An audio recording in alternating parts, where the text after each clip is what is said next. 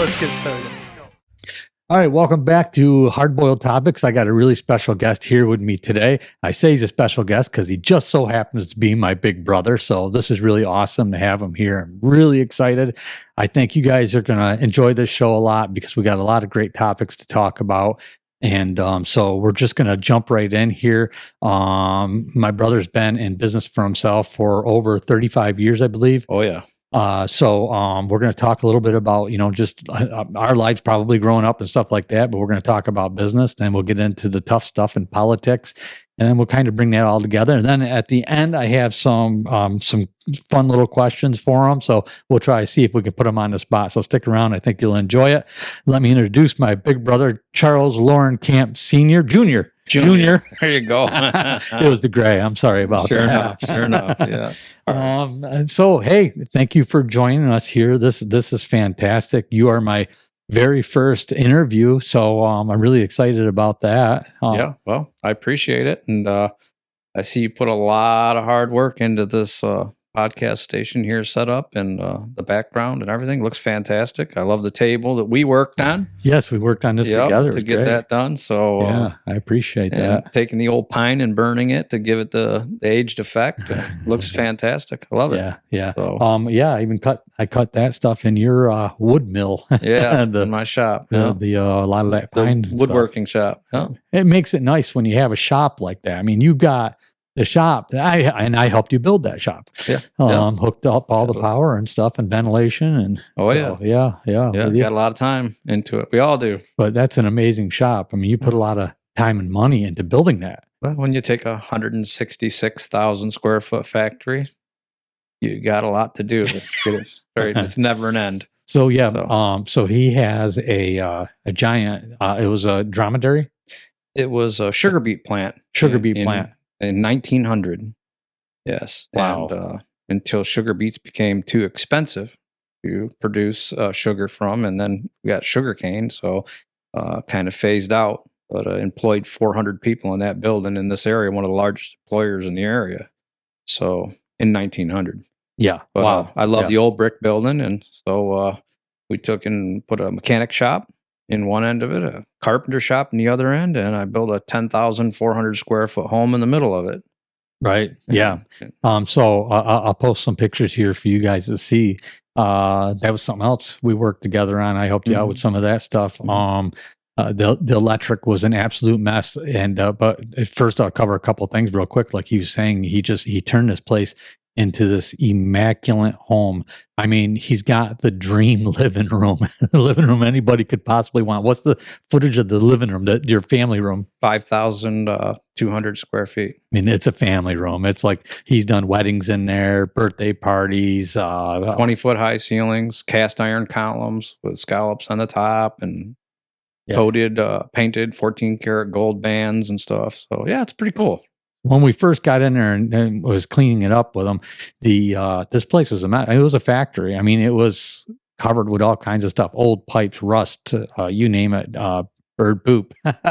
It was all there. I mean, it was a factory. Filth. But you would never know it now. You walk in there and you think you're in a palace of some sort. I mean, Taj Mahal.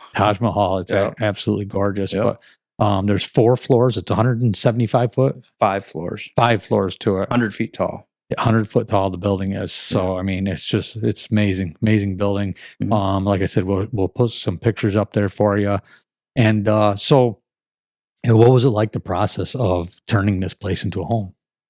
Well, the thing of it is, and why?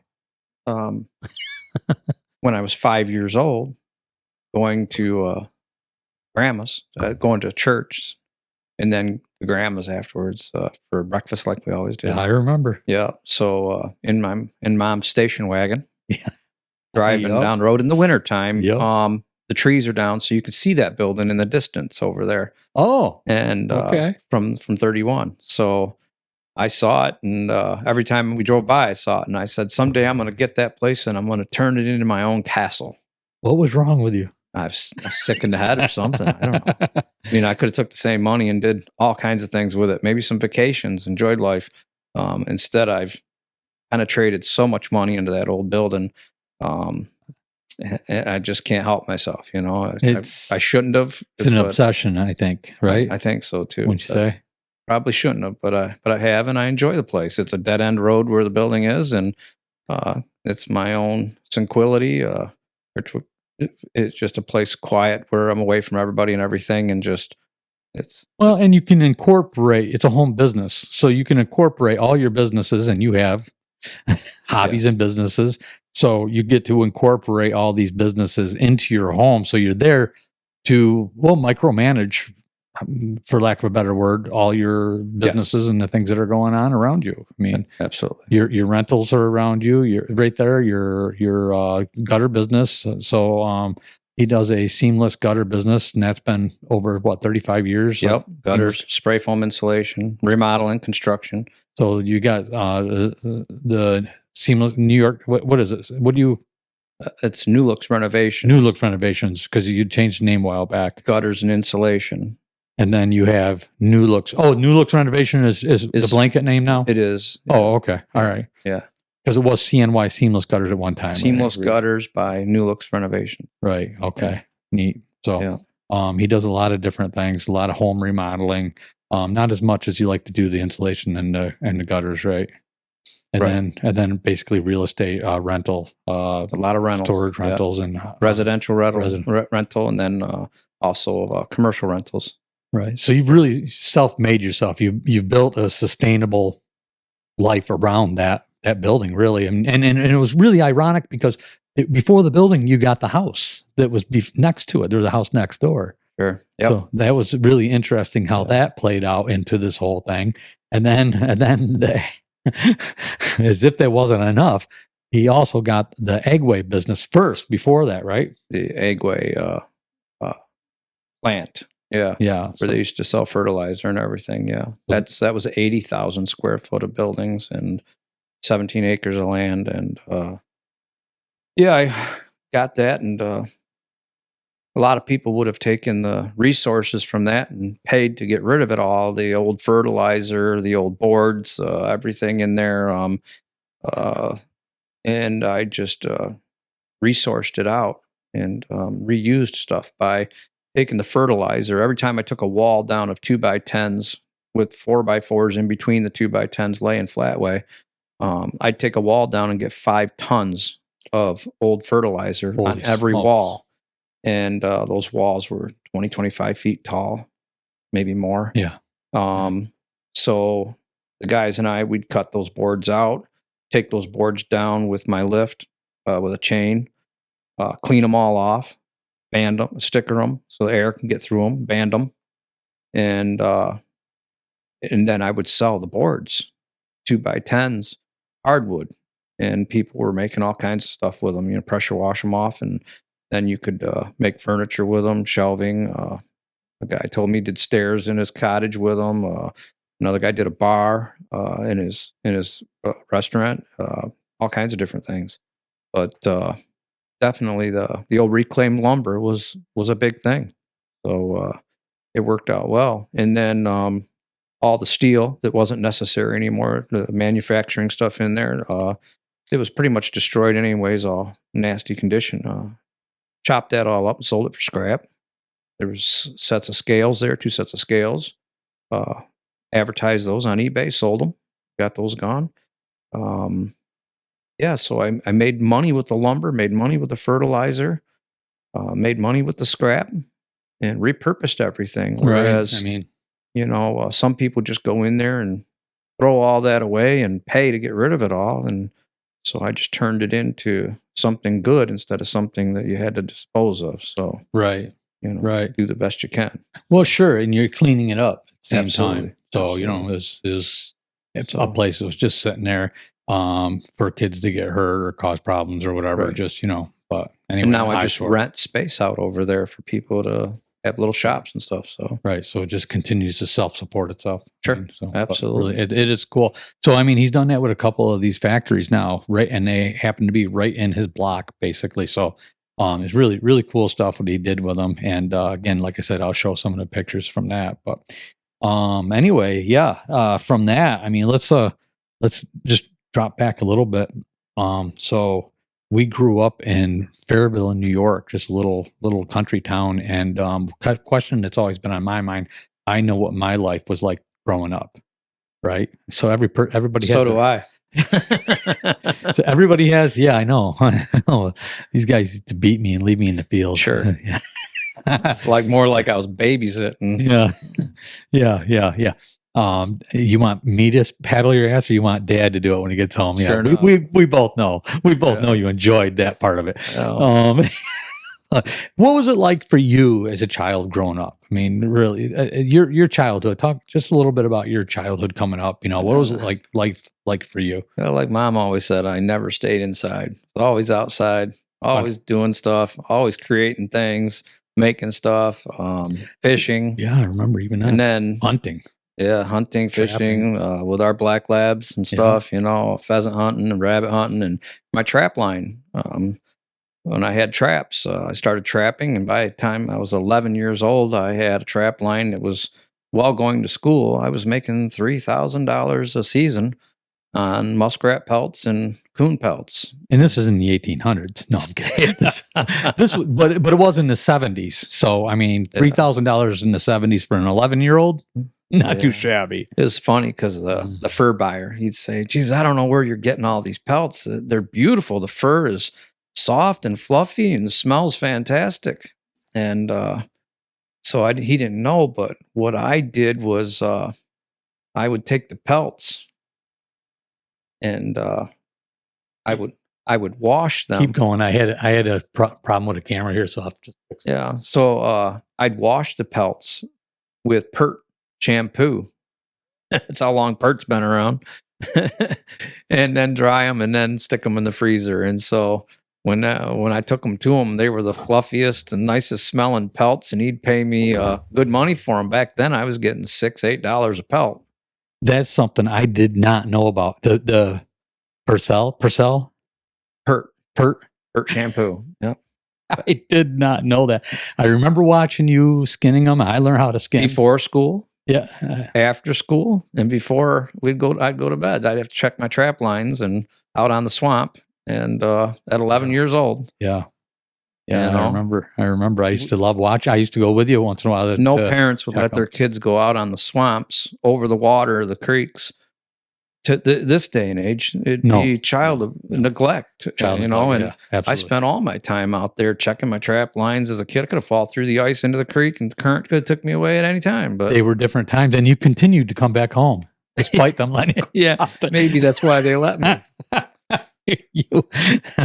As you remember, Dad used to always say, "Why don't you kids go play in the road?" And every one of you has been hit by a car, except me. I take it back. Yeah, I did. Yeah, you got hit by a car. I got hit by the mayor of Geneva. So that was interesting. Yeah.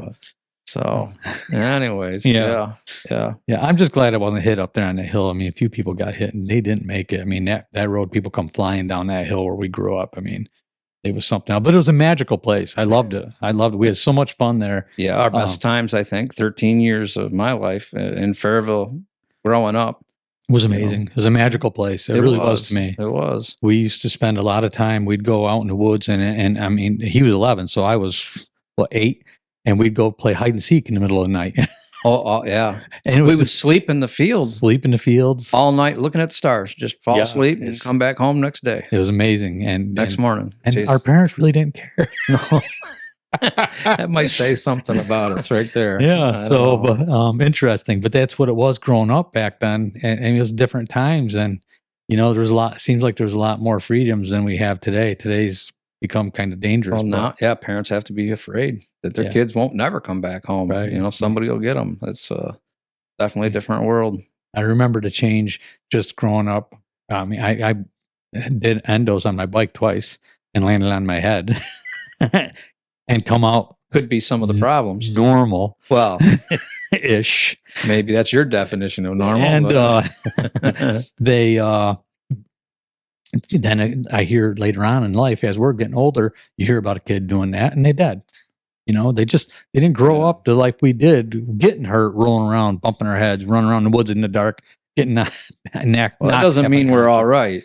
Just means we lived through it. Yeah. Well, you got hung up on trees out there, if I remember rightly. Yeah. Literally. Fell out of one upside down and snapped my leg or my ankle in half in the crotch of a tree. And had to lift myself up out of the crotch upside down and fall the rest of the way down to the ground. You would think after that you try to stay away from crotches, but you still don't. See where we're going with that. No. Better not, right? Yeah. Anyway, no, yeah. Whole other topic. Whole nother topic, right? PG channel. Yeah. Ish. Fair enough. But anyway, yeah. So business wise, we talked a little bit about your business talk. Right. Also, as far as the construction world goes, since I was 8 years old. I mean, Dad was building the house in Fairville. Yeah. Mm-hmm. We're third generation contractors. Yep. Dad was second. He grew up in it, and from the time we were 8 years old, we were doing construction with Dad, learning to do drywall and framing and all that, just as children, kind of like the Mennonites and the Amish. Kind of. We lived in that camper, 6 of us in a camper while Dad built the house and laid block and stuff, and had us working with him, learning how to do it. And I was only like 2 years old when you guys were building it, so I didn't do a lot on that. No, you didn't do a lot. I remember it, and I remember Dad in the house coming into the camper to get a snack. And they're making a couple of sandwiches, and Mom says, "What are you guys eating there?" And they said potted meat, and she goes, "That's not potted meat; it's cat food." Cat food, yeah. And they didn't care. They said, "Well, it's good." So they ate it anyway. Hey, you're hungry. You're hungry. You're hungry. You're hungry. It's good enough for the cats and dogs. It's good enough for people, I suppose. Yeah, and that was an interesting thing too. Building that house in Fairville. I remember Dad saying that he did all that on a handshake with the bank, and he pre-ordered the lumber or the land. Well, the whole story with that was Dad went to the bank to get the money to build that house. He had the land, owned the land, and they said, "Well, we can't give you the money because you don't have collateral." I said, "Well, I own the land." Yeah, but it's not valued what you are asking for. He said, so in other words, you have to have the house there in order for me to borrow the money to build the house. And they said, long story short, sure. Yeah, absolutely. He said, all right. So he went to all of the people he'd been buying materials from over the years to do jobs, and he financed all the credit on all of the materials, and he built the house. And then he went back to the bank and said, so I'm ready for that loan now. And they said, well, we told you got to build a house first. We can't loan you money just against the land. Oh, I thought he did. He goes, well, I built the house. I said, you did what? He goes, yeah, I financed out like $80,000 of materials with my lumber yards and stuff I get my materials from. So I sure hope you're going to take care of me on this because I might be in a lot of trouble. And then they loaned him the money, and he paid off all the people he got materials from to build it. So wow, yeah. Sometimes there's nothing to it but to do it. Right. And that's my favorite saying. There's nothing to it. And when the guys don't want to get stuff done and say it can't be done, there's nothing to it but to do it. Stop talking about it. Stop whining about it. Just get it done. They'd say we have a problem. There's no problems. There's only solutions. Just find a way. Yeah. I remember the one time we had to put a gutter up, 4 stories. And the only way up there was a catwalk. And they went back and forth up the center. And Ronnie said, there ain't no way we're going to get that. How are we supposed to get that gutter up there at the top of that? I said, Ronnie, there ain't nothing to it but to do it. Make the gutter and I'll show you. And that's when I showed him how you take a gutter and you spiral it. Hold one end, spin the other, twist it. And it'll go up the stairs like an anaconda. It'll just go. Unreal. It'll flex. And then you unwind it again and put it up. And this is like an 032. There's an 027, there's an 032. Right. And that's a heavy material, but you remove the angles and corners basically. Sure. You're make it round, and then it becomes flexible. Right. I always say to the guys, I say, they build bridges across oceans. Right. We can't put up an 80-foot gutter on a building. Come on, let's just get this done.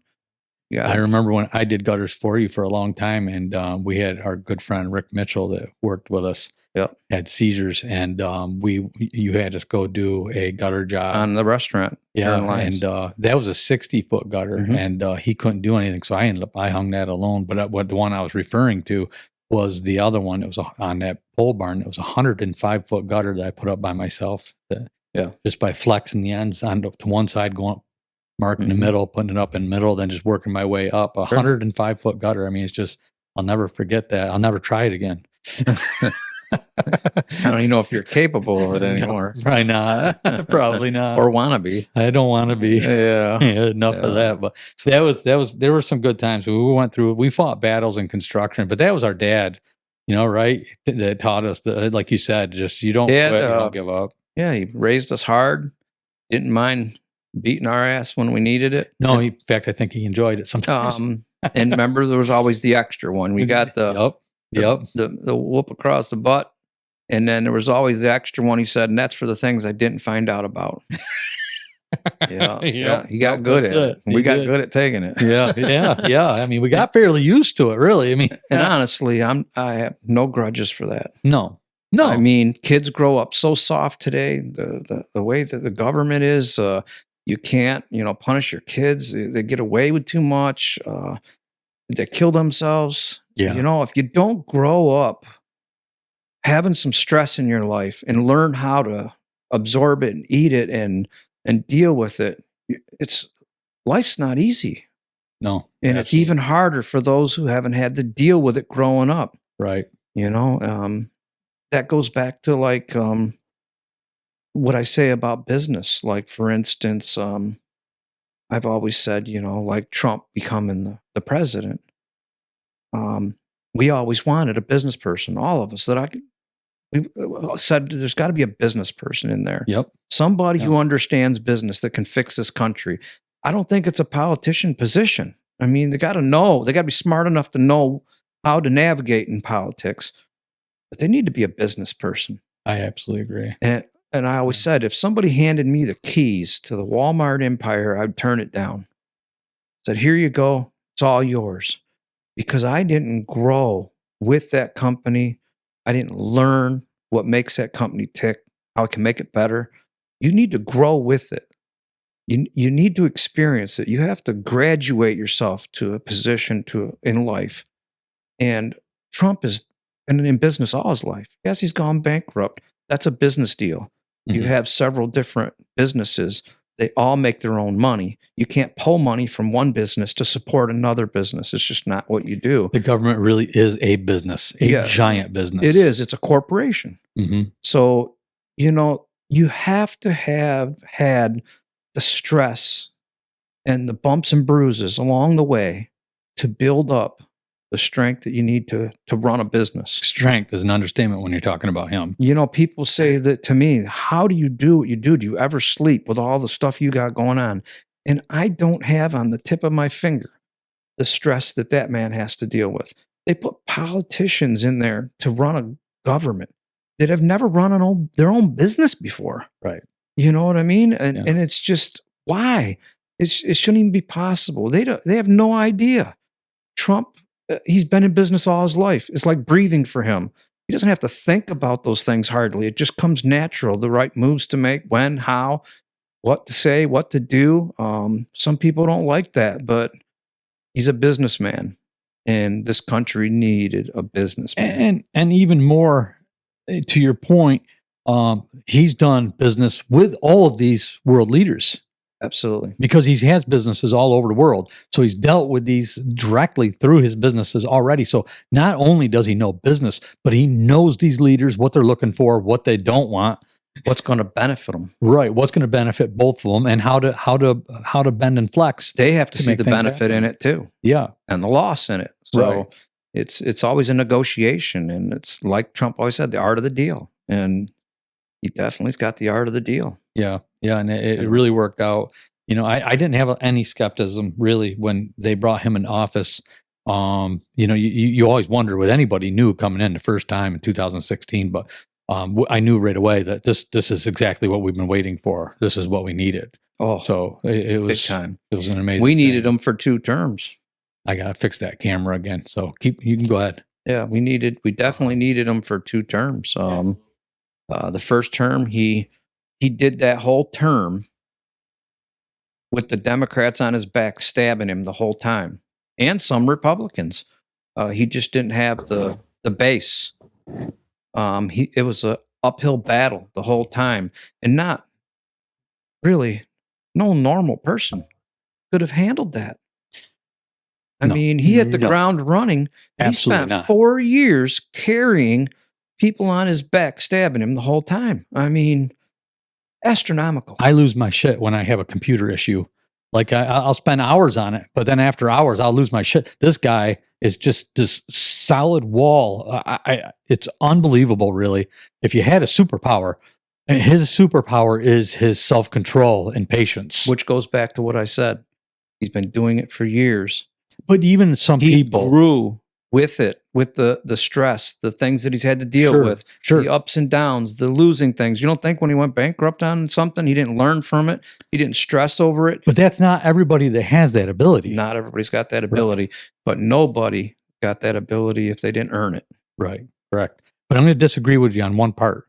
So the part I disagree with you on is I actually rather think it was to his advantage to have lost and to the country's advantage to have lost out once. Maybe. Because it gave him a chance to regroup, rethink, and for the country to see what he was doing and what they're losing while he was out, because it fell apart. This last 4 years has been pure hell. I mean, the country fell apart. The world really fell apart during this past 4 years. It feels like this country was on its own and with no leader really to speak of. And I don't want to say that in a good, I don't say that lightheartedly because I don't like to dislike anybody. Like Joe Biden seemed like he's just a great guy. He could have been a great guy, but he was so far into the swamp and so crooked. I totally and so agree. Deep that, but if it wasn't for the world to see what a bad leader looks like, right, you wouldn't know what a good one's going to look like. You know what I mean? And that's my point exactly. So right, yeah. Absolutely, he got out. People got to see how bad things got, and yet you got so many people saying it's the best business, best money we've seen in a long time while Biden was in there. They're snowballed. I've been in business a long time, and I never saw business. I never thought business could be as good as it was when Trump was in. I mean, within 2 years of him being in the first term, I had people, I'd go to give them estimates that would make me cringe sometimes, because of the cost. And they would say, when can you do it? Now, when Obama was in, people were getting 3-4 estimates, trying to get the best price they could to shave it down. Right. When Trump was in, it was just nonstop. When can you do it? There's no lack of work, no lack of money out there. The only problem we had was really, I think, in business was finding help because everybody was working. It was hard to find help because everybody was working. Yeah. You could afford to pay them. You had to work, but finding help, everybody had a job. And I get a kick out of, Biden administration coming in and saying Trump lost more jobs than any other president. No, COVID lost more jobs. Yeah. And then he tried to make claim of Biden created a whole bunch of new jobs. No, them are people going back to work after COVID. And then getting second jobs in order to afford to live. Sure. So now you got 2 jobs, one person. I love how they love to try to twist things around. You know what I mean? It is. So what'd you think, speaking of Trump, what'd you think of that inauguration? Oh my God. It's amazing. The guy is amazing. And I hope the best for him this time around. He's got a lot of backing now. Republicans are backing him now. Some Democrats are backing him. Like we said, people have gotten to see what the Biden administration, how twisted and backwards they started trying to make people think. The Go Green deal, that initiative, the gender things going on, and transgenders playing sports with girls, and going in the bathrooms with girls. It's just, and on another end of things, spectrum, Elon Musk. Yeah. Man is amazing. Yeah. Amazing. There's nothing that makes me happier. I mean, I've watched him for years. I'm going to do murals in my building of all the thinkers, like Tesla and I'm going to do Elon. I'm going to do all of the thinkers that we've had over the years that have made changes in our world. Even thought about even Trump. I'm thinking, the things that he's doing, and just do murals down my whole wall. Well, yeah, the great people of our time. Yes, and Elon is definitely one of those. Oh, absolutely. He's a thinker. If you think that you got a lot on your mind, I mean, people criticize him and stuff. The depth of what is on his mind and in his head. I mean, I made a post the other day after the inauguration. The next morning, I woke up. The sun was shining through the window, through my bedroom window. It was a beautiful day. I woke up happy, like a weight off my shoulders. The whole country did. Because Trump was back in and going to straighten this mess out. And I'll tell you, to people think that, Elon is a little off his rocker, the way he jumps around and stuff. I'll tell you what, he's giddy as a kid right now. I look at him and all I see when I see him behind his eyes is the magnitude that he carries every day in his head. The things he's thinking about, the things he's got to do, the things he's creating, the people that work for him that he has to support, and it can all come apart. But he does it. But he seems to do it with a childhood fascination and imagination. Like he like Trump. He's one of these remarkable people that can take this weight and stride with it. Instead of having it weigh them down, they just move forward with it. Like they don't look back and think, well, I can't do this. There's never that I can't thought. Don't think it don't weigh him down. I've seen it for a long time. I see it. See it in his eyes, see it in his face. He carries a lot. Yeah. It's a twisted world in his head and of the stuff that he has to carry and think about. Sure. But when Trump won, I've never seen the man so happy. I mean, sparkle in his eye. Okay, now I see what giddy as could be. Right. I mean, it's a moment for him to step away from his world and the stress of it all to be a part of something huge. And I don't think he's ever been happier in his life. Well, over the past 4 years, he wasn't getting credit for what he was still doing for our government. No. He was doing a lot for the government, Yes, remarkable things. And that's frustrating. And they were just dropping restriction after restriction on him instead of saying, listen, you're the smart guy here. Just go for it. Run it by us and do it. Instead, it was, or how can we stop you? For his help, like Trump did. You know what I mean? They didn't want to give him the credit that he deserves. I mean, I believe he was originally Democrat. He was in the first place, and they're the ones that kind of ruined that. So was I a long time ago. Yeah. Well, listen, I voted Democrat. I've gone either way, but whoever I thought could do a good job. But that's what it was about. But unfortunately, the Democrat Party is so dirty and so deep that I don't think that I could ever vote Democrat again.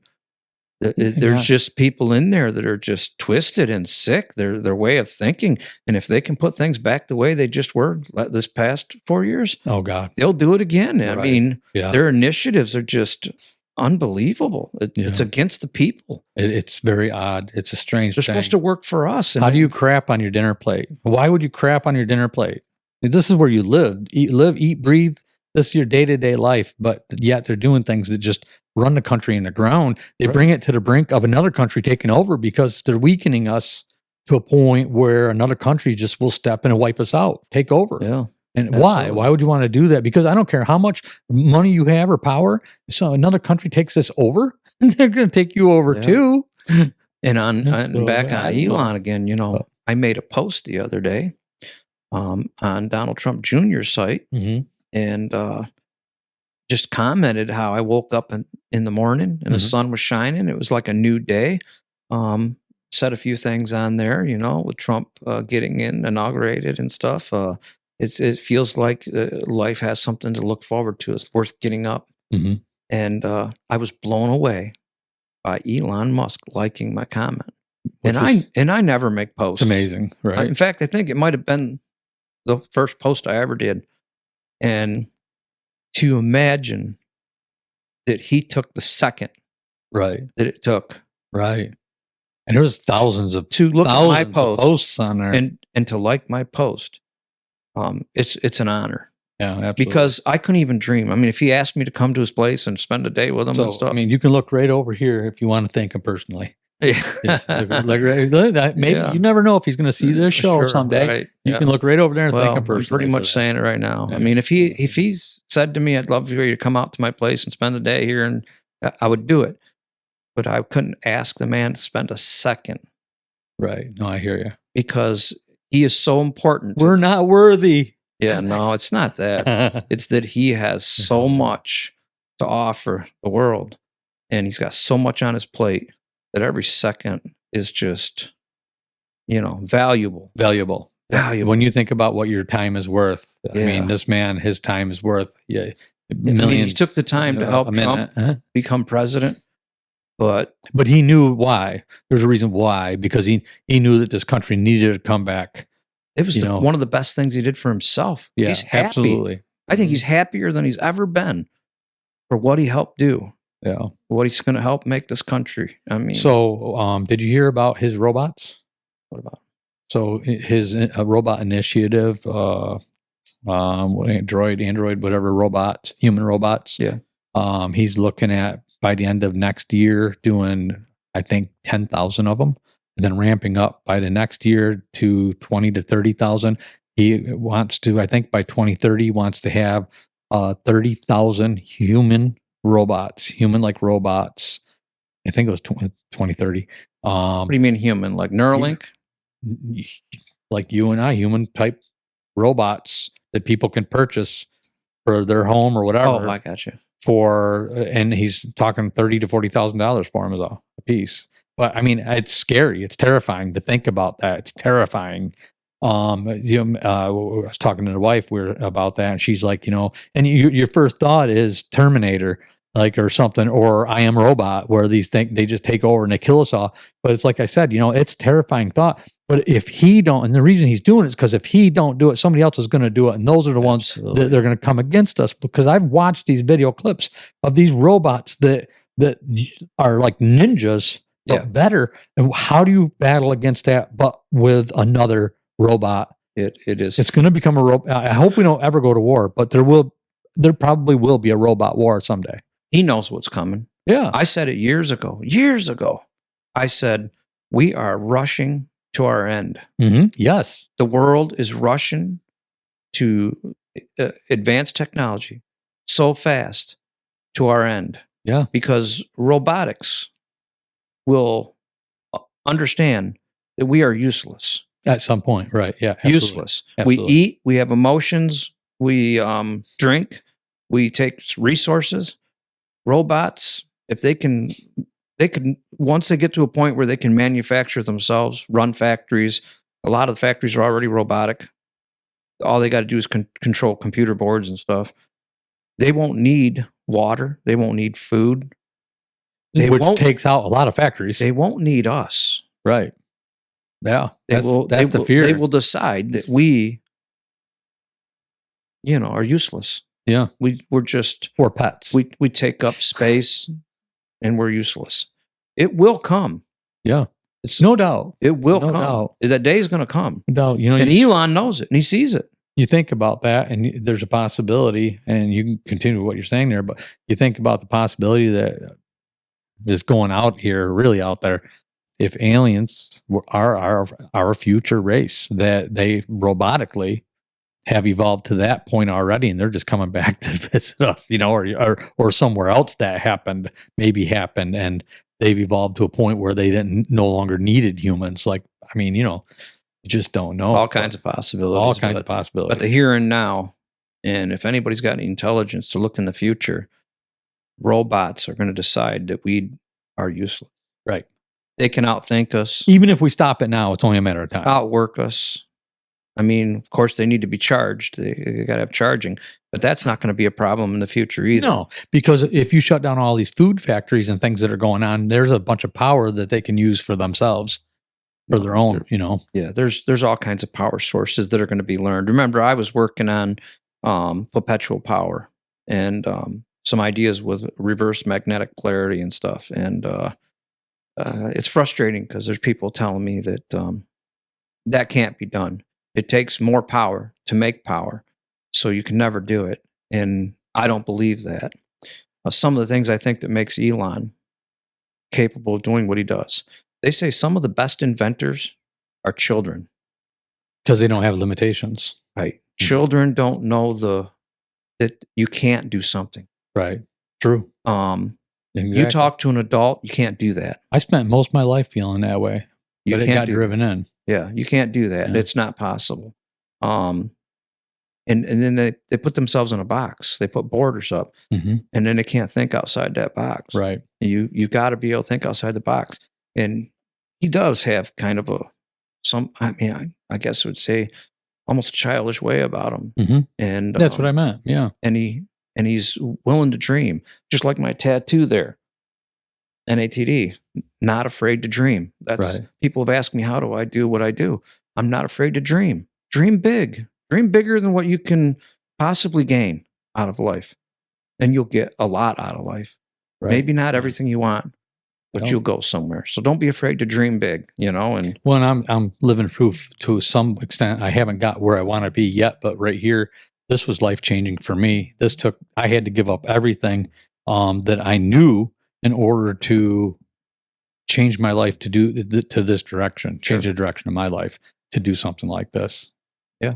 So, and that's just having the willingness and the courage to risk it all, to go forward, because you got to believe in yourself and you got to believe in something and dream bigger than what you are. And I believe that this will succeed to different levels. You got to want it. No matter what you do, you got to want it. You got to want it enough to stay with it. So. When I grew up, I wanted to be an actor, or in TV. When I watched TV, all I cared about, or I watched like how it was made and the people, not so much the program itself, but how it was made, what they did, and stuff like that. And I grew up wanting to be in that world. That's what I wanted more than anything. But like you said, we're third generation contractors. That was what we did, and so that's what we continued to do. And even as many times as I tried to get out, it sucked me back in, right. To a point now today where I finally got to that level that I could push myself into this. And while it's a risk, you got to take those chances sometimes. I think another thing it's good for a person is, of course, I was 6 years in the service, boot camp. I feel like everybody who gets out of school should go to boot camp. Yeah, I couldn't agree more. Everybody. Yeah. Go to boot camp. Absolutely. If you're physically able, go to boot camp. Yeah. If you thought that there was borders of your capabilities. Now, you remember I did the 2-mile run in 9 minutes and 40 seconds. Yeah. With weight on your back, right? No, it's just it's just the run. That's your run, yeah. And sit-ups and push-ups with under 2 minutes. 70. When I was in boot camp, of course, I left school to do roofing. Remember? So I went to Washington D.C. for a year and worked 7 days a week doing roofing. So I was carrying 2 bundles of shingles, 80 pounds a bundle on my shoulder, up a ladder 2 stories all day long, and putting down shingles all day long before there was rooftop delivery. Right. So of course that was called humping shingles up the ladder. So back then, and we were hand bobbing shingles. There was no nail guns. I remember doing that. Till our fingers were bleeding every night from the shingles and stuff and the nails. So, and then when I came home at 17, after a year of doing that in Washington, I joined the service. In the military, in boot camp, you were pushed beyond what you thought you could do. If you didn't think you could do the 2-mile runs or the 25-mile march, they pushed you, or your teammates pushed you, and you found out you could make it. Things you didn't know you could do. You didn't think you could do. You said to yourself, I can't go any farther. I can't get another push-up out. I can't do another sit-up. I can't make this 2-mile run. And they pushed you, and your teammates pushed you. And you found out in your brain, it taught your brain, there's no limitations. Work for it. You'll get there. Right. Just got to work for it. You got to earn it. You got to push through, and you will get there. You had a friend from school that was there at the same time, right? Mike. Was Mike there when you were there? I don't remember Mike. No. Mike, Oh, Yeah, Mike. Was it not Dilworth? Dilworth? no.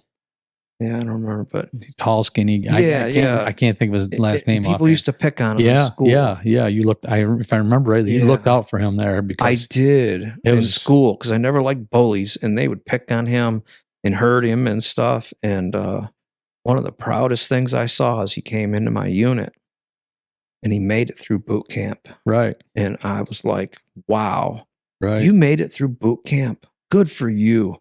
You know, and they picked on him, and they beat on, and some of the kids that picked on him, beat on him.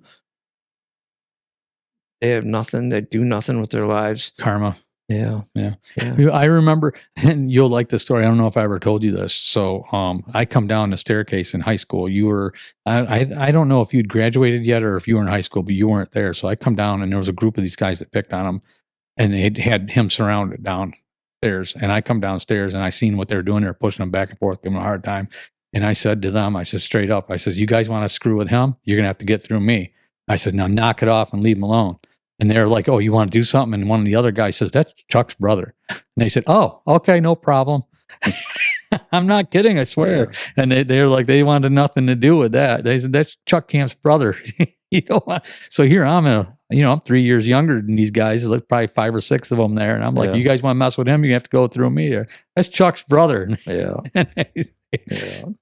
Camps, we had a little bit of a reputation back then. Maybe a little. But they were good times. Good times. I always got along with people that had little, and I got along with people who had a lot. Never liked bullies. I kind of stayed in the middle, and I didn't mess with people, and I didn't like people that bullied other people. Yeah. I couldn't stand that. Yeah. No, absolutely. Not at all. You admire strength, and bullying is a weakness. So in my mind. And if I did have a problem with ones, I would fight the biggest one. Yeah. The baddest one. And that'd be the end of it. And now Trump handles it. But anyway. So that helped in the military too, that I went martial arts growing up, I trained martial arts, so between martial arts and a year of doing roofing and that heat and that sun and then going to Georgia to do boot camp, it was like summer camp for me. Right. I loved it. Yeah, I remember you were jacked when you come out, boy. And then when they found out I did construction, they gave me 15 guys, made me a platoon guide at boot camp. Really? To rebuild barrackses. Nice. I did not know that. Yeah, and I was sitting down with the sergeants and captains and stuff and talking with them and hanging out and stuff. So it was fun. It was a good time. Really, your business career really took off from there then, really. Your mindset that took you and carried you through what you've been through and stuff in life, because you've been through some stuff. You've taken some injuries. You've had some setbacks. And again, you've had to deal with it. I've said several times that with both of us, some of the setbacks we've had to, or obstacles we've had to overcome, a lot of people would have thrown the towel. They just couldn't have done it. The hardest thing for me was my disc problem in my back. When I ruptured my discs in my back, working at Upstate Milk and pushing 480-pound carts. And I didn't report it that day because I didn't know I did anything real bad. When I felt the popping, I thought it was like your knuckles popping, And that Monday, because I had to go to the doctors because my back seized up on me. I couldn't get up. I went to the doctors, and he said, "Yeah, you damaged your disc, ruptured discs in your back." And so I went to work that Monday with a doctor's statement saying that I got to take some time off. I hurt my back, and they fired me for it for not reporting it on the spot. I didn't know I had hurt myself that bad. A lot of times you don't. Took my breath away, and they said, well, sometimes it takes a while for that to inflame before you realize you did something wrong. Right. I still lost my job, even with the union. Unreal. It was in that I said, I'm never going to put my life and my financial stability in the hands of somebody else ever again. And that's pretty much when I decided I want to go on my own, and I'll make my destiny and not leave it to somebody else to decide it. So it's hard to, I understand somebody has to work for somebody for this world to go around. Right. It's hard to put your life in the hands of somebody else that can say you're fired or this job doesn't exist anymore. Well, you've also provided jobs for people. A lot of people. You know, people that otherwise wouldn't have had a job just because of the way they carried themselves. Some people their that nobody would ever hire. Yeah, yeah, and you kept them going and really carried them. So, you were on the other spectrum of, even though it wasn't thousands of workers, it's been probably in the area of 100 workers over time. Sure. That you've kept working, doing different various things. So, I mean, you know, sometimes though, I believe that I really look to Trump and like Elon. If you don't put out, get out. Mm-hmm. And I've been bad about dealing with people not putting out, Right. not giving me their best, Right. and keeping them going and trying to understand their situation and working with them. It's just a little too much. Too nice. Because it held you back in a way. It's like with Really. with what's going on, even with the migrants right now. In his first term, Trump's first term, I said, you know, people were beating up on Trump because he wanted the migrants out. And my analogy of the whole thing was, if you're on a ship and it goes down and you're all on dinghy boats and there's only so many boats, like when the Titanic went down, and you're taking people out of the water and that boat will fit 30 people and you've got 40 in there, one more person, that boat's going to sink. And then 40 people are going to drown along Right. with the one more you pick up. Somebody has to be smart enough, Strong enough, smart enough to say, we have to keep paddling away. Yeah. Turn your head. Right. And keep going. There's nothing we can do for them. Yeah. Or we all die. Right. Yeah. And that's what's happened to this country. You keep letting people in. The boat's going to sink. It's the hard choice. Somebody's got to make that hard choice. Doesn't mean they're inhuman. Right. It means they're intelligent. Right. You got to think about what you're doing. Do you kill 40 for one, or take the 40 moms, save 40 kids, whatever, right, away from the situation so that they can survive, so that they don't all die? Right. Yeah, absolutely. I mean, you don't commit a mass suicide, because you got to be smart enough to say, no, we're not taking another person on board. We have, the people that are on this boat have to survive. Smart enough and strong enough, because it's not easy. And Trump said, we got to get them out. Not an easy choice for him either. No, it can't be. He's been taking care of people forever. I mean, come on. A lot of people, kids, these are sweet kids, a lot of them kids, those Mexican kids and stuff. There's moms, there's kids, and they do want the American dream. And they're not trying to pull them out. They're just trying to get them to do it right. I don't know if he will or won't, but we'll see when the time comes. It's hard.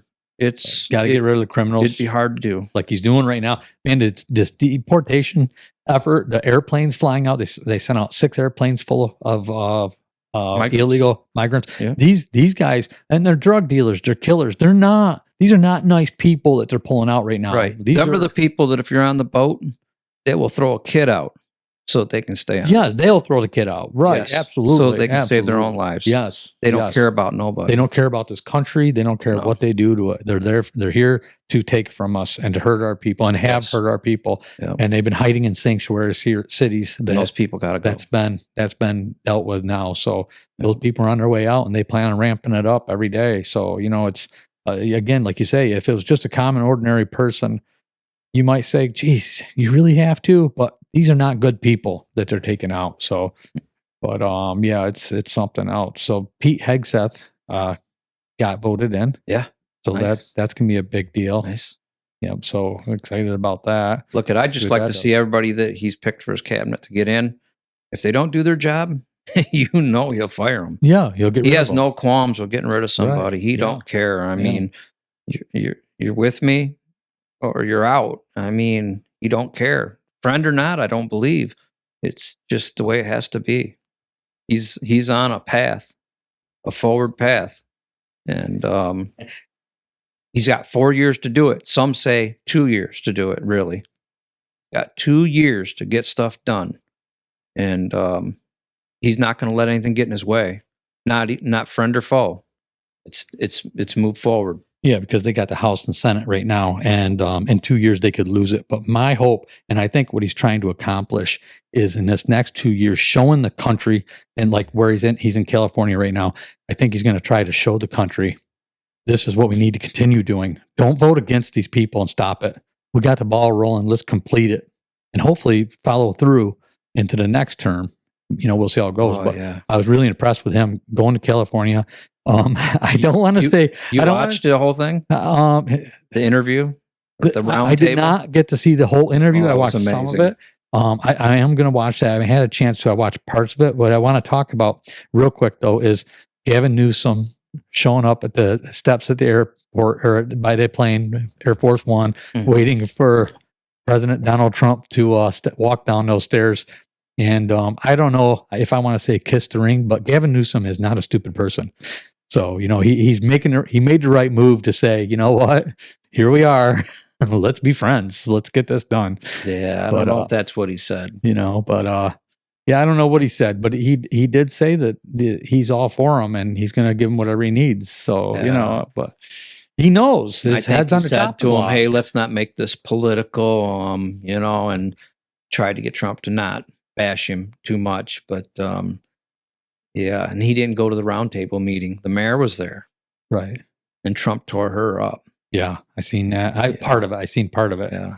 Yeah. So, he said these permits, it's what this country's come to. Right. I mean, you think you own your property? You don't own your property. Stop paying the taxes for a little while. You find out how long you own your property.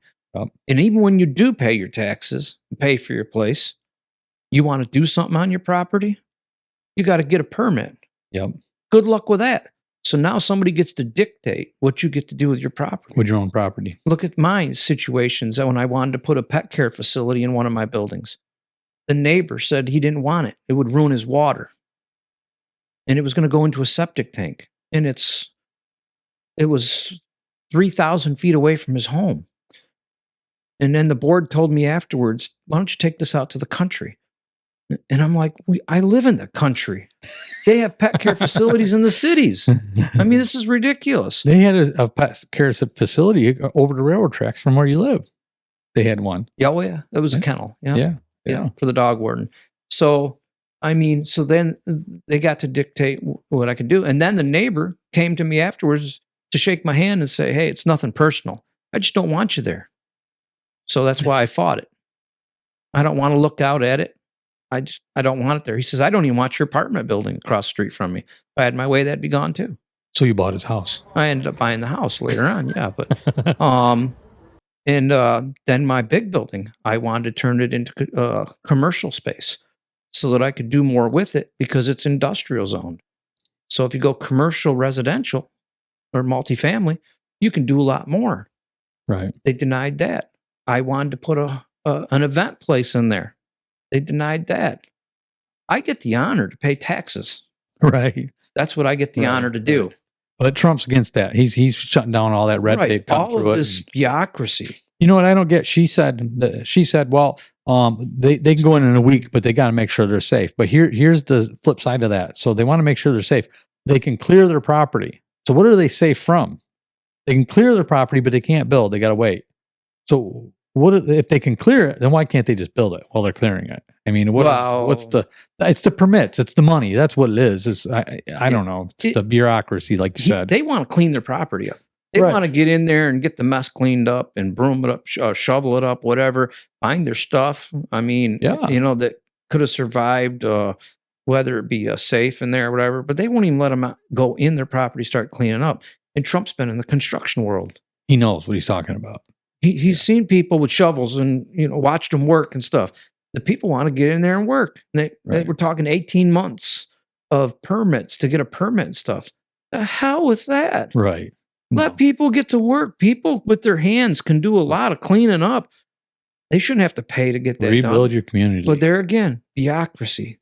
Yep. Fill everything up with red tape in this country and not let anybody do anything. Right. It's sickening. It is. It's just the reins. And I get it.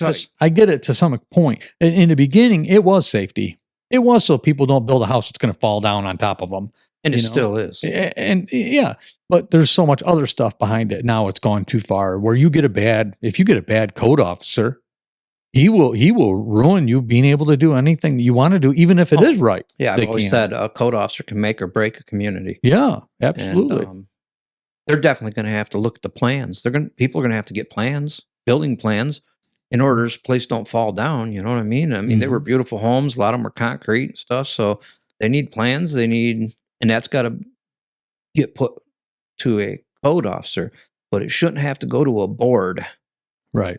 next to be decided whether they can do it or not. Well, you got architects and engineers that know what they're doing. They're going to make these plans.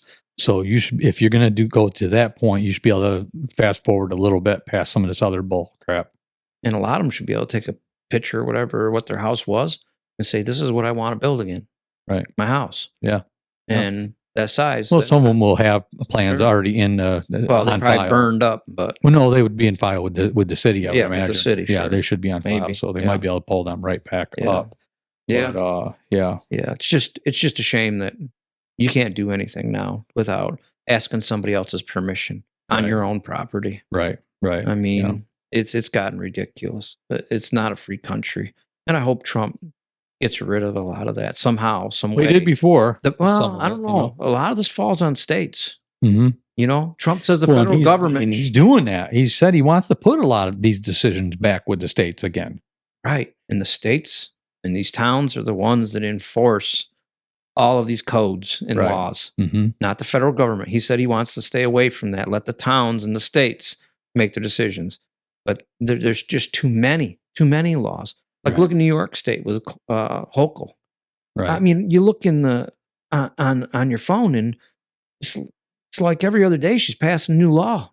Right. Like we don't have enough. Kind of make it so we can't use firewood. Firewood. You know, like come look on. at California. No wood stove or no gas stoves. If there's carbon dioxide destroying the country, look what California just did. Right. All right. I mean, right. And now we can't have a fire pit. The toxins that went in the air. You know, if you have a fire pit and it's got nails, boards with nails in them that were off a job site or something, you can be get a citation for that. Get a citation for burning your own stuff. Yeah. Unreal. Yeah. It's just ridiculous. And that's in New York State. Yeah. That's a New York State policy, and probably California, New York State policies. You know, they go crazy many with laws. some of this stuff. Yeah. Too many laws. You know, DEC needs to live. DEC's got too much power. If it ain't going there, it's getting filled into a dump, or you got rusty nails out back, you know, for kids to step on or whatever, animals. So it's like one way or the other.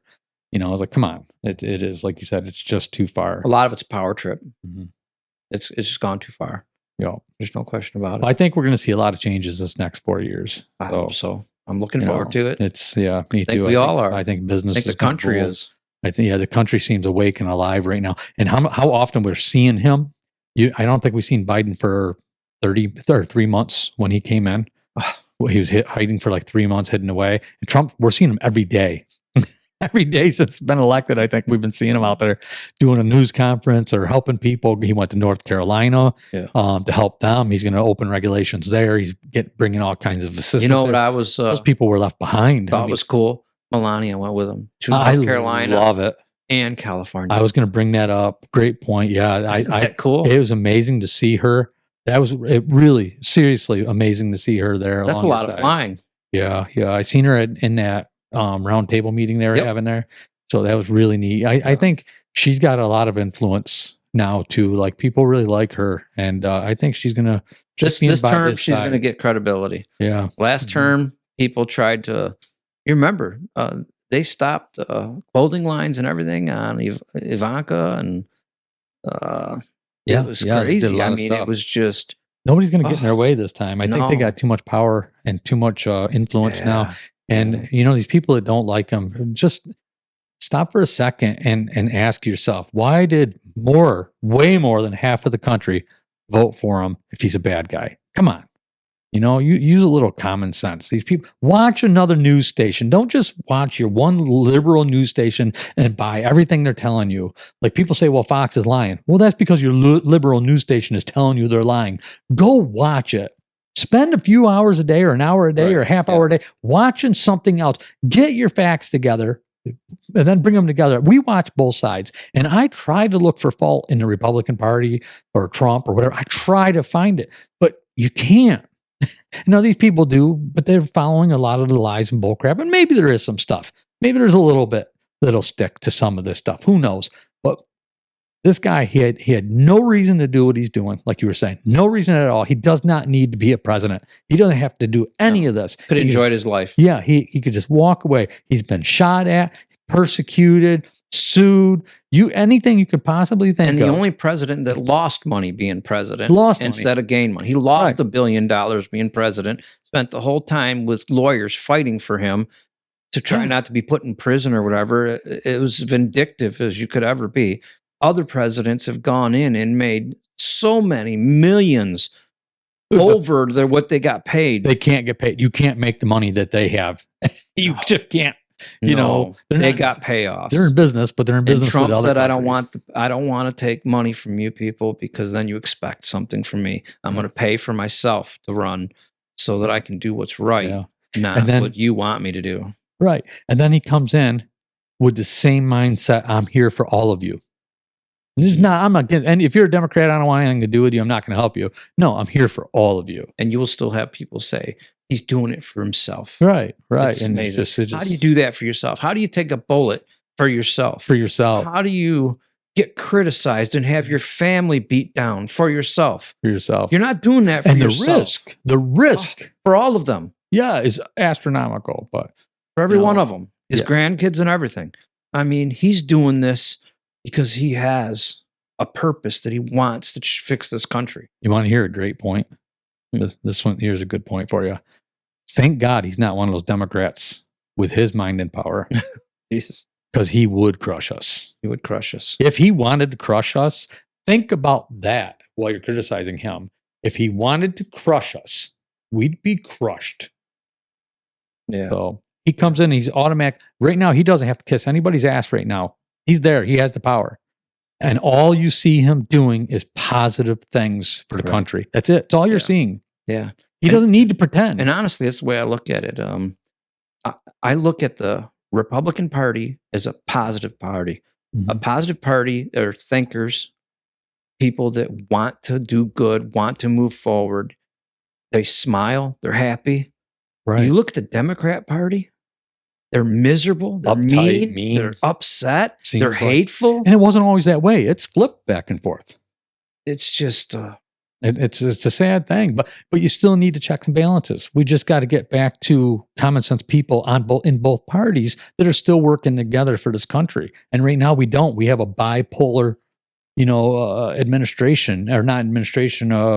Congress, House, and Senate. The people in there that are senators and stuff that are against each other. Mm-hmm. I like the common sense or the neutral grounder that Brett Baer does, a common ground segment that he does where they come together on stuff. I enjoy that. I love seeing them work together on stuff. I think that's a beautiful thing. But really, my comeback on all of that is on everything with this administration, everything is thanks to Elon Musk. Yeah. If Elon didn't take Twitter, right, there'd be no X. Right. They were using those platforms to keep the Republicans suppressed. And it's interesting now that they're admitting it. They're literally admitting it. Mark Zuckerberg come on and admitted that we were being threatened. I don't know if that's out of fear or if he actually saw the light. I think he might have seen the light when Trump got shot, stood up. Not everybody do that. Most people crawl on their hands and knees to the vehicle and get out of there. I'm done. You know what I mean? Right. So, I think that really inspired him to see another side of Trump that, he could have said, the hell, this shit, I'm done. Right. They're after my family. They're trying to take me out. I'm done with this. I can live my life somewhere else, quiet and enjoy my life. I ain't doing this. I'm doing this for people that are trying to kill me. Right. You know what I mean? And by Elon taking that platform. Fight. Yeah. And Elon, right. Elon, and wasn't that where that was the turning point for Elon, wasn't it? If I remember rightly. No, Elon's been with Trump for quite a while now. The other thing I look at is Elon's incredibly smart. Mm-hmm. I mean, obviously. You'd be stupid not to know that and see that. If you don't think that he's looked at the whole scenario of this country, right, the leaders and everything, and he sees things that most people don't see. He's living the American dream. He's not even from here. Right. He sees what this country was becoming and what it could be under the Trump administration. And then he pushed for the Trump administration. He saw that the Democrats are out of their damn minds. They've just gone gone so haywire. far the wrong way that, Trump needed to get in. Right. And so that says a lot. And show the world common sense again. About Trump. And get these this voting process, election process back on track the way it used to be. Again, California's definitely got to do the voter ID. They haven't even done, they're not even done counting votes still. Yeah. There's a couple of them. Yeah. How? Yeah. How? And I agree with Trump. Voter ID. You want the federal government's help, then you need to work with us too. Yeah, with this administration. Sure. We need to get these migrants the hell out of here and stop letting American people support these people from other countries. That's not dictatorship. It's common sense. We got our own people in this country, older people that freeze to death in their homes, people that live on the streets and stuff. Why are we taking care of all these foreign countries, these foreign people, instead of taking care of American people that are suffering? Yeah, one of the most profound things that I ever heard was you have to take care of yourself before you can take care of everybody else. And that's the truth. So if you're not strong, you can't carry somebody if you're not strong. So you got to be strong, and this country's got to get back to being strong. I believe, and I'm proud, I always have been growing up, of our country being the big brother and looking out for all these other countries. Fine, we should. It's okay. But we can't be giving away our strength and becoming weak. Otherwise, it's going to be another country. And it's not going to be a nice country that takes us over. It's going to be a dictatorship, a country that's going to flip us. Yeah. Flip the script and things that people have no idea how bad you can give away until you have nothing left. Right. And that's what they're trying to do. Well, I still think a lot of that money's coming back into their pockets. I think that they're sending out. And regardless. Going to the battery power. I'm not against it. Right. But stage it. Let people decide if they want a battery car and stuff. I mean, this initiative that we're going to ban gas vehicles by such time, that's not a free country anymore. Ludicrous. Right. It's unconstitutional. Right. To tell me what I'm going to drive and what I can drive and stuff. I mean, come on. Where do they get off? Making those choices for us and saying it's for the good of the world. Bullcrap. Let people decide they want to. It's a battery car is good for some people. They live in a village or town and they can charge it in their garage and enjoy that. I wouldn't mind having one of those battery motorcycles. Nice, quiet. Right. But if you work all over the place and you drive or you travel, battery car is not good for you. No. It's not going to work. And plus we make our money on our fuels.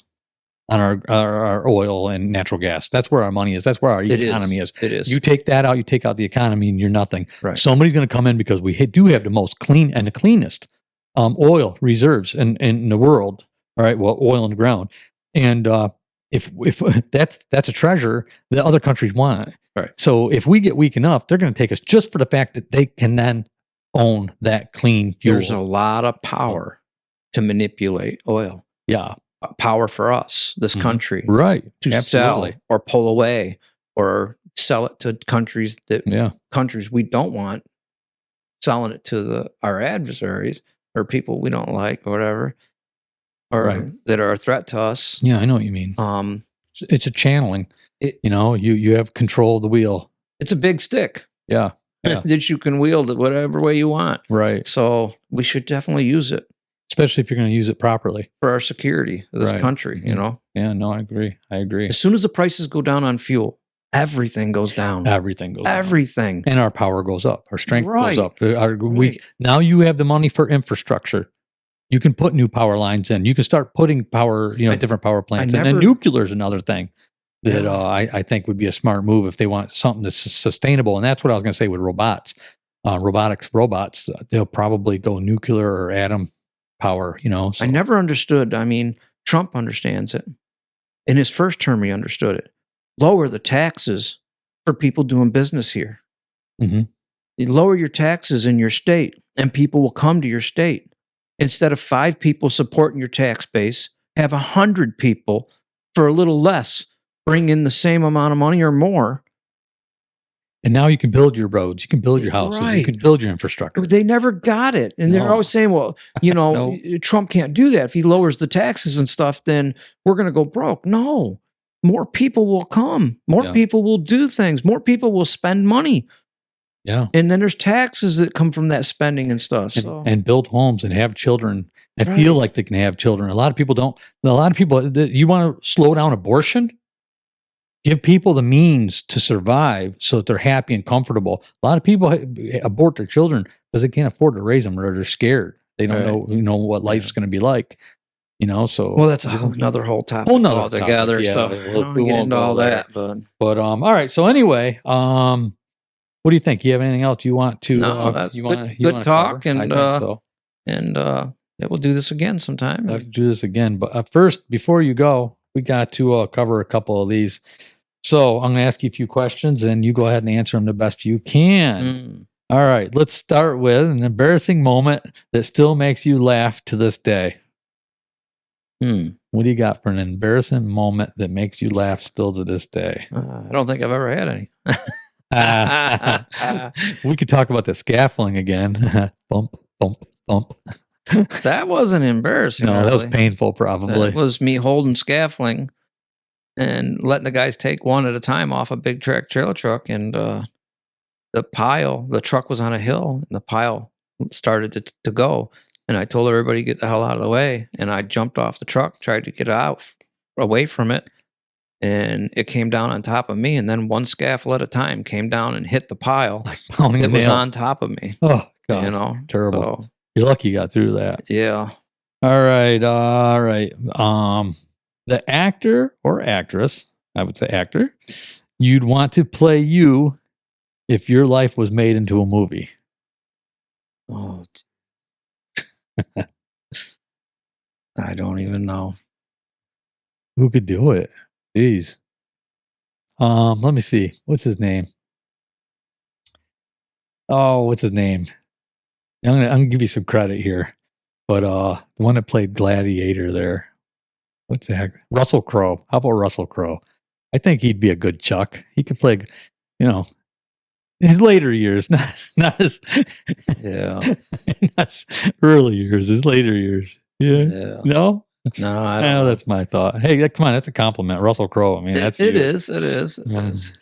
All right. A risk you took that paid off. We probably covered some of them.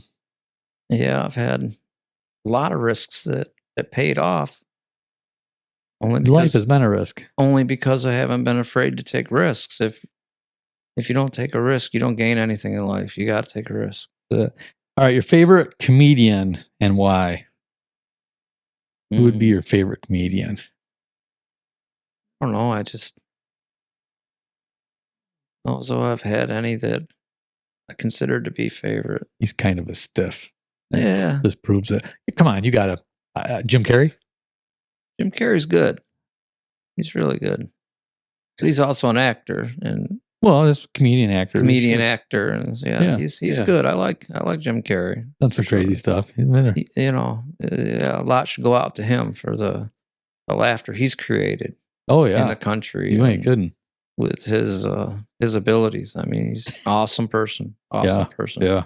Amazing. What a path. Matt Riff. He's new. And I like him.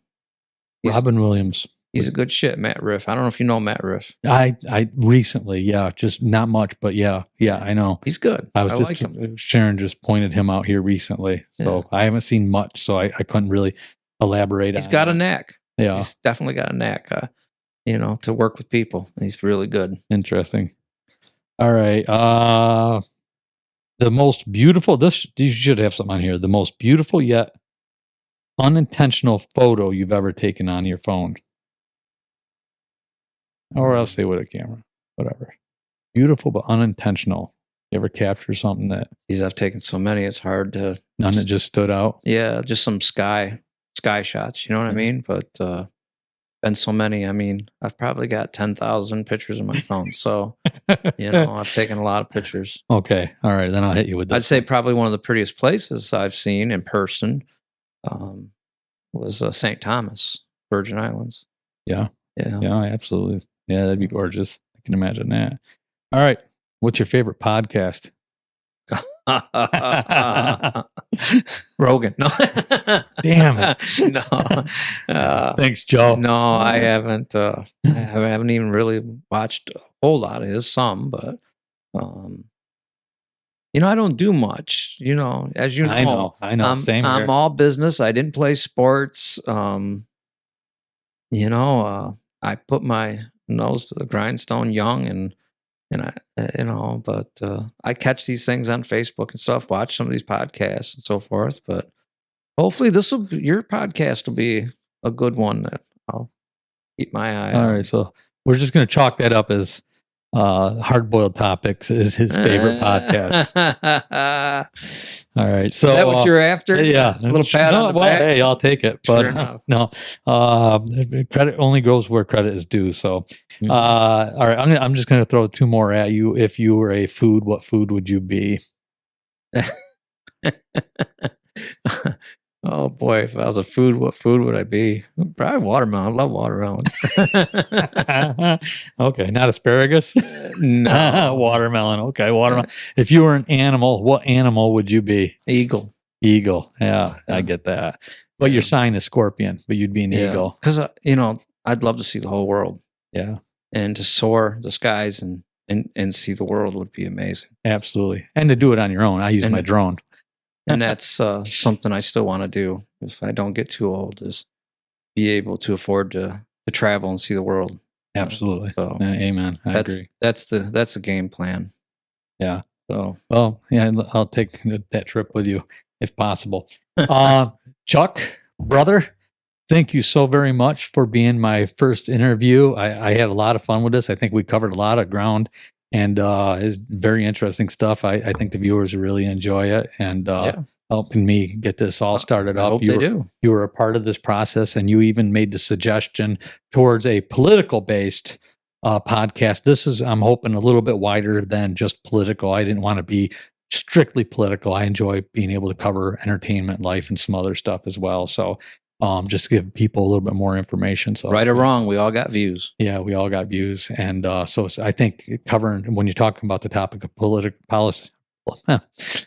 topic, it's good to have a rounded conversation on how it affects your life in general. So hopefully that's what will, follow through here, what people or translate over to people watching the show. So yeah.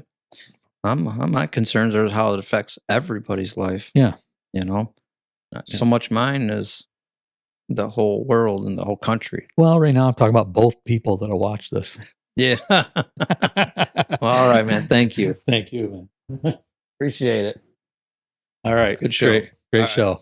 All right, everybody. Thank you so much for joining us. Look forward to watching this show. We'll probably, if I get this up, and I'm going to try my hardest to get this up, it'll be airing, and we'll be talking about it on our live show, and that is Sunday, 8:30 p.m. Eastern Standard Time. So I'll see you there. Make your comments and suggestions. If you have any topics that you want to hear about, we'd love to hear it. So put that in the comments, and I'll be able to talk back to you right there. And who knows, maybe we'll get my brother to watch that and be able to comment in on any questions you guys might have for him.